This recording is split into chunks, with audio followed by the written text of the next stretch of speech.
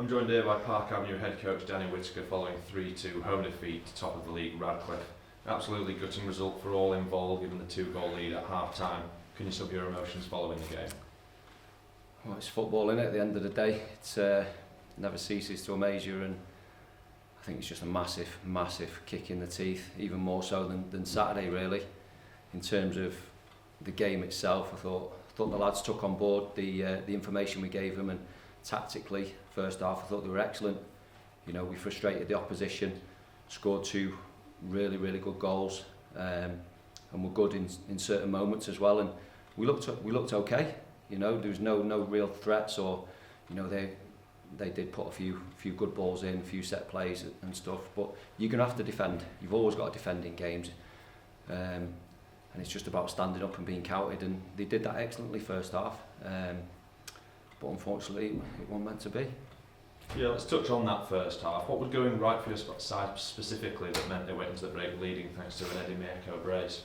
Everything really. I think out of possession we're really disciplined. You know, we switched it up and went into a diamond shape out of possession, asking one of the wide players to tuck in and take care of one of their holding midfielders, because you know if those two players start getting on the ball and dictating play, you could be in for a long afternoon, because they're good players, they're a good team. That's why they're top of the league. So to execute the game plan as well as they did first half, I thought was fair play to the lads, taking that information on board and you know and looking to play when we could. Hence we went 2-0 up and thoroughly deserved it really. Yeah, Craig Ellison made his debut in goal for the club this afternoon, making some impressive saves. Was it a big call for you to change the goalkeeper at this stage of the season? Yes and no really. Yes and no. A few big decisions today. We just thought it was the right thing to do off the back of Saturday coming into this Monday. Two reasons. It's a fresh player first and foremost.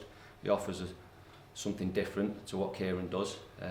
Obviously Kieran's only a young lad, he's learning the game, and we just thought with Radcliffe being Radcliffe, they're a strong team from set plays, and you know they might overwhelm some players. So we thought that was the right call to make, and I thought we were justified within that.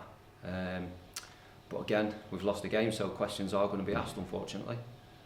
Yeah, Radcliffe came out in that second half and scored 3 goals in 10 minutes. You mentioned at the top of the league and showed their quality, but was it that they went up a gear, or perhaps those goals were preventable from your perspective? Yeah, all preventable. You know, we just said the same thing at half time like we normally do. You know, if we're leading the game, expect the opposition to come strong and throw a lot more at it and be more in your face potentially, because they've got nothing to lose.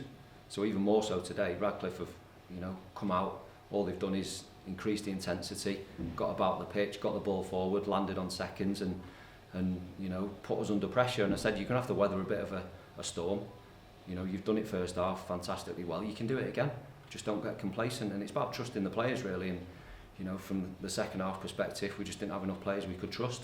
Unfortunately, once they go over the white line, it's over to them, their decision making and what they see and what they feel and how they defend ultimately. You know, it hasn't been good enough. Yeah, unfortunately I have to note that it's twice in 2 games at Park Avenue we've given up 2-goal leads.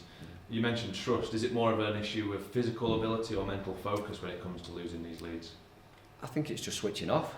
You know, not realising what's at stake potentially.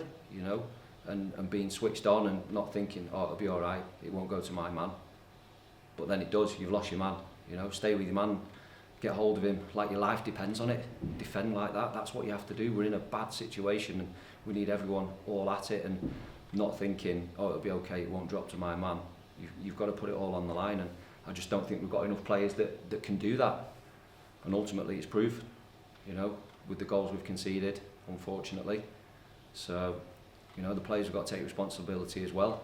I know the buck stops with me, which is fine. I take it all on the chin, and, you know, we get beat, I get questioned, and I'll take responsibility. But you know, decision making individually on the pitch, you know, and taking accountability is massive. Yeah, and finally, Baseford travel to the Horsfall on Saturday. What changes in terms of preparation for that match following today's result? Well, we've got to pick ourselves up, haven't we? You know, it's a tough ask now in terms of mathematically it's still doable, but the advantage is in the other team's hands, unfortunately. You know, today would have been unbelievable. It would have given us a massive boost going into next week. But unfortunately, it's the opposite. So we've just got to keep going and try and win the remaining games and hope, basically, which you know, in football you're asking a lot there once it's not in your hands. So we'll just pick ourselves up Thursday, and then look forward to the game Saturday. And you know, if we're going to go down, we've got to go down fighting. That's for sure. No, thank you, Danny. Good luck next time. Thanks.